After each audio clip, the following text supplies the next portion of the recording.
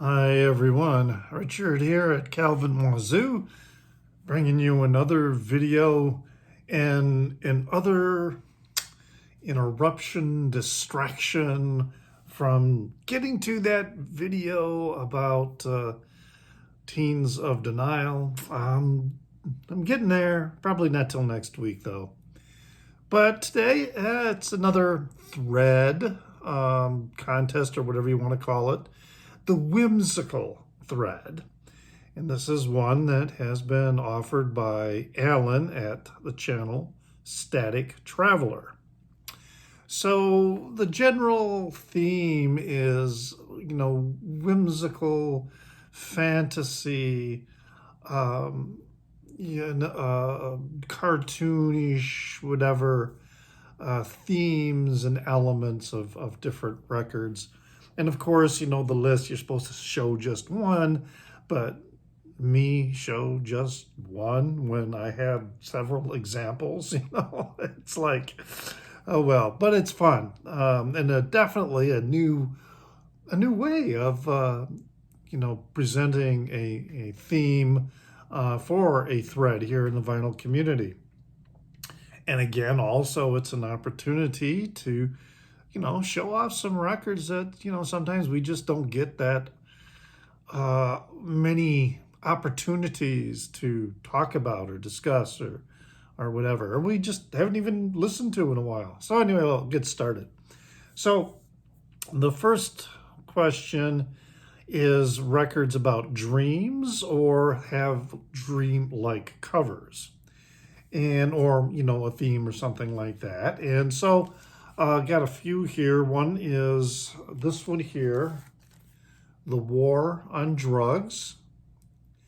And this is a 2014 album, Lost in a Dream. So there we go. We've got the dreamlike, and we also have, kind of this, the not quite in focus image here, this real image kind of dreamlike, which many dreams are, very much like that. It's a double album from 2014, I think. I said that already. Interesting band. I believe they come out of Philadelphia. Kind of a little bit of, it's this album is generally very shoegazy in its tone, but they have other albums that also rock a little bit more. Although I don't have, this is the only one I have, but I'll be picking up some more. Then this one I just got yesterday, and paid $53 for it, but it just seemed so cool. And it's this one here, Rio, by Rio Kawasaki, just called Rio, featuring the Concierto de Aranjuez. Concerto de Aranjuez, I think is how you pronounce it. But look at that cover. And it's got like a spaceship up here, very, dreamy, surreal landscape. The back of the album, of course I got the album in here. I didn't pull the cover out. Is similar with that. And, I bought this kind of, it was a cold buy. The name is on my list of jazz artists that I would like to get, and there's one particular release, although I can't remember what it is, that's on that list. But I saw this, and I saw the cover, and I thought, wow, this is really, really freaking good. It is guitar synthesizer. So, like most synthesizers, it's a keyboard, all right? But the equipment that he uses is he's playing on a guitar and then uses the synthesizer for the different effects. And as a result, this entire album, at least from what I gather from the liner notes, is him playing guitar. And so things that sound like drums or keyboards are guitar going through, the guitar synthesizer. Just really, really amazing, amazing stuff. And then, of course, I had to include this. Sonic Youth, Daydream, Nation. This image is a painting by a German artist that is in the Art Institute here in Chicago. And he has a whole series of these paintings of like candles, candle flames. And then you can see this was signed by Thurston Moore and Steve Shelley. When I saw the two of them, at an event here in Chicago a couple of years ago. Oh man, the song on here, Total Trash, is just such an incredible, epic song. So yeah, see, I went and I did 3 for just the first question. All right, second one is an album with, sweets, confections, or whatever on the cover. And what I went with, pulling it out of the sleeve, is the Grateful Dead, Europe 72. We've got this on the part of the cover. Guy's smashing his head with the ice cream cone. Rainbow hair, very, very whimsical cover for the Grateful Dead. And also a very fantastic triple album live release. Really, really good. So I managed to keep it down to just one, for that particular category. We'll move on to the next one. This one I went a little heavy on too. It's covers with the spaceship, or kind of a cosmic kind of cover. Although there's another category for like outer space. So obvious one that I got here, again, let me pull this out, is Parliament, the Mothership connection. Here's the lenticular, 3D cover. Very, very cool. Cover also on the back. Great funk. And then, oh shoot, I didn't pull it out to show. Forgot to do that. But I was also thinking about Blows Against the Empire, the Starship album, which, part of the whole theme of the album, is, people getting into a starship, to start new life on another planet, kind of thing. And, the songs. I love the lullaby in there, the Baby Tree. Great album. Very, very, very psychedelic. Shoot, that's too bad I didn't pull that out, because that would be a good one. I also am including this one because of the song After the Gold Rush. It's such a spacey kind of nonsensical words to the song that, blend a little bit of fantasy lore into, also with what Neil Young was thinking about perhaps at that time. I'll just quickly go through the lyrics, because it's really it is very, very cosmic in some way. Well, I dreamed I saw the knights in armor coming, saying something about a queen. There were peasants singing and drummers drumming, and the archer split the tree. There was a fanfare blowing to the sun that floated on the breeze. Look at Mother Nature on the run in the 1970s. Look at Mother Nature on the run in the 1970s. So then, we start off with this almost like a William Tell kind of reference, at the beginning, and then we get into a more current phase of the song. I was lying in a burned out basement with a full moon in my eyes. I was hoping for a replacement when the sun burst through the skies. There was a band playing in my head, and I felt like getting high. thinking about what a friend had said. I was hoping it was a lie. Thinking about what a friend had said.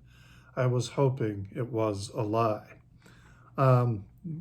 Interesting little reference in there about what, his friend had said, which I just read about in his bloody biography, and I can't remember because there was a specific incident that he was talking about that, something that was going on at that time. Somebody remembers, leave a comment and down under. Now, then the final one, the spaceships and going off. Well, I dreamed I saw the silver spaceships flying in the yellow haze of the sun. There were children crying and colors flying all around the chosen ones. All in a dream, all in a dream. Excuse me.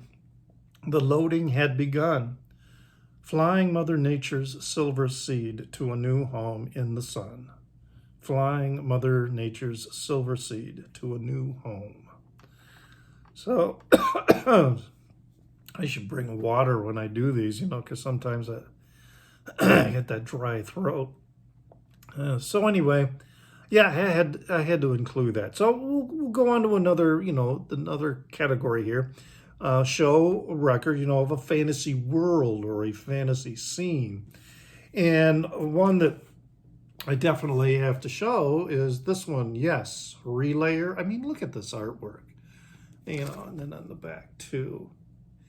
And, I know, to me, this is the album because this was the first Yes album I ever listened to.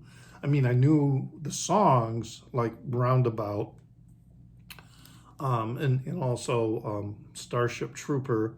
But this was the first album that I, had and listened to in its entirety. So, 1974 release, definitely one that I still enjoy to this day. Great cover. But then I also started thinking about an early record of Tyrannosaurus Rex.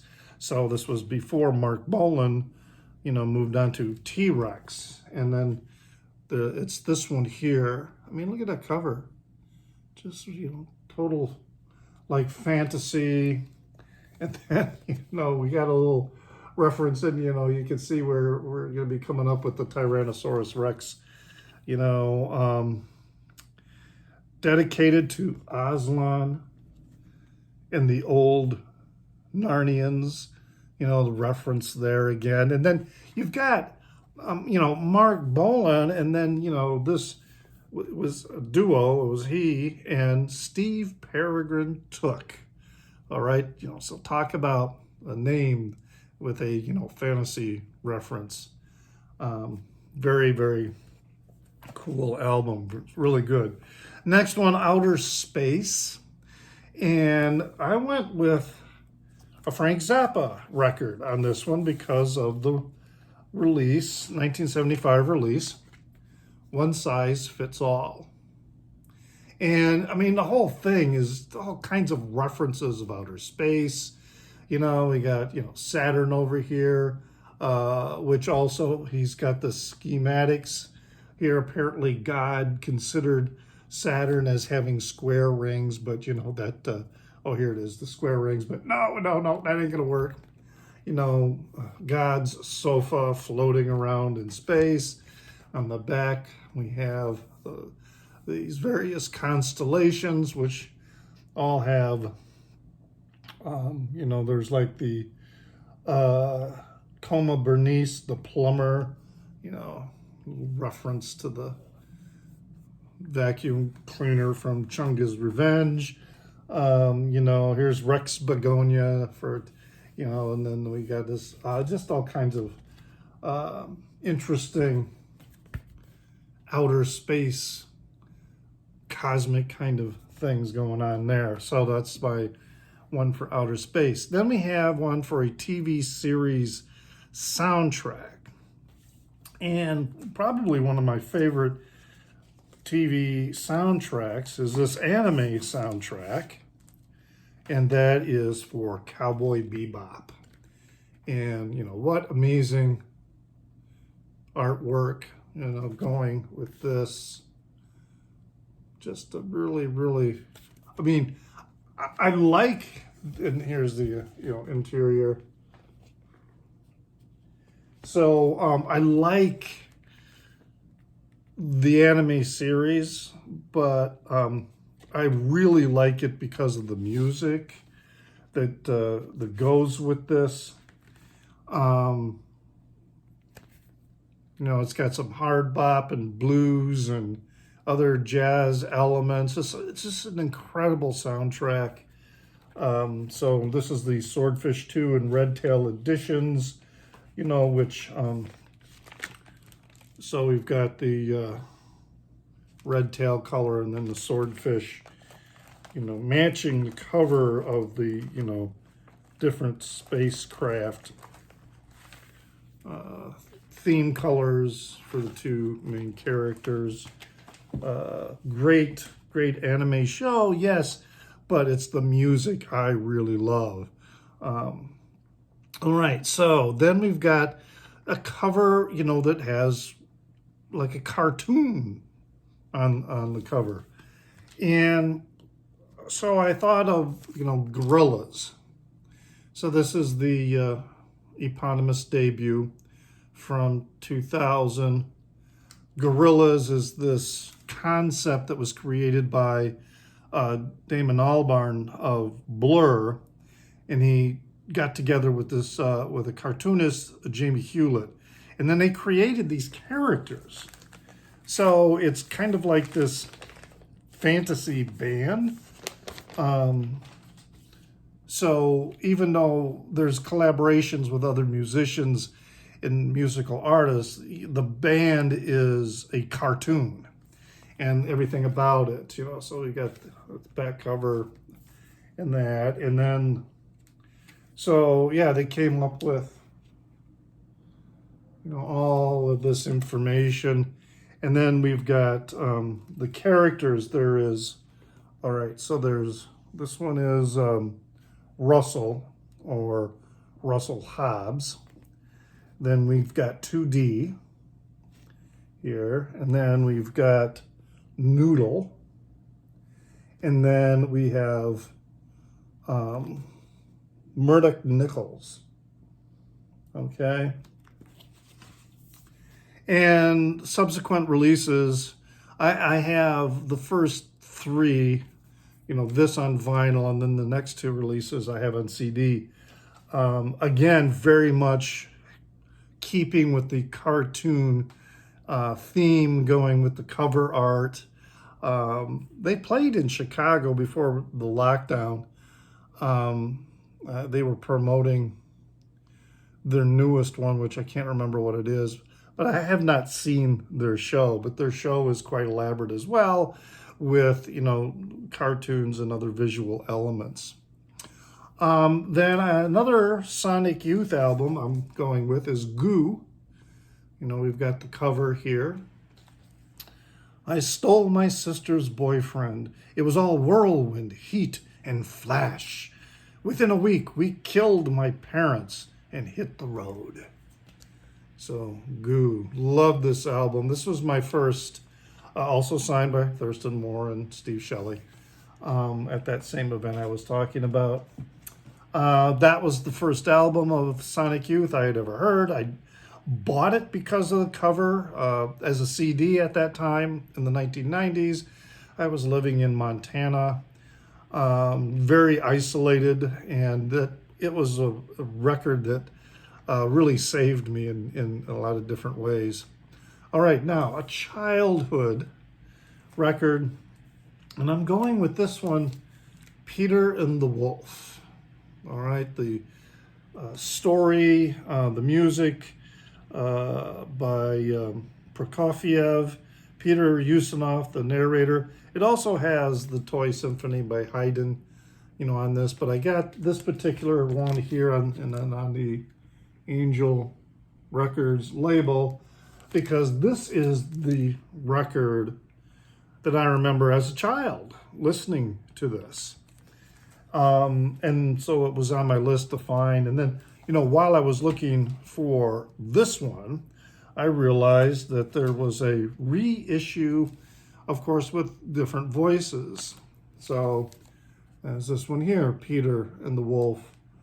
We've got Manfred Mann doing Peter, so there are different people doing different musical instruments, and so we've got collaborations with Manfred Mann, Gary Brooker, Chris Spedding, Gary Moore, Stephanie Grappelli, Eno,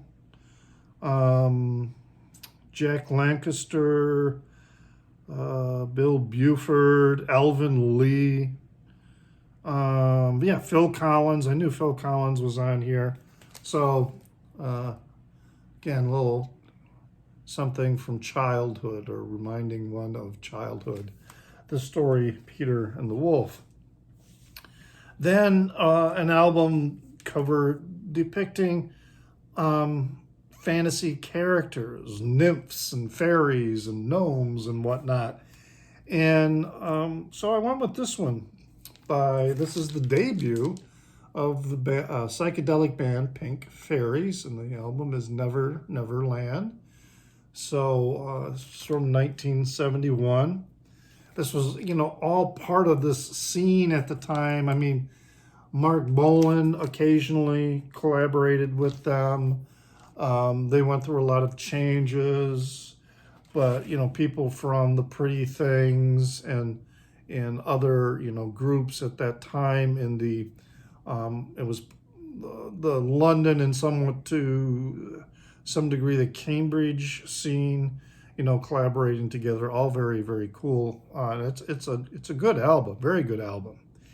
And then the final one is a album that is whimsically related to death or the macabre.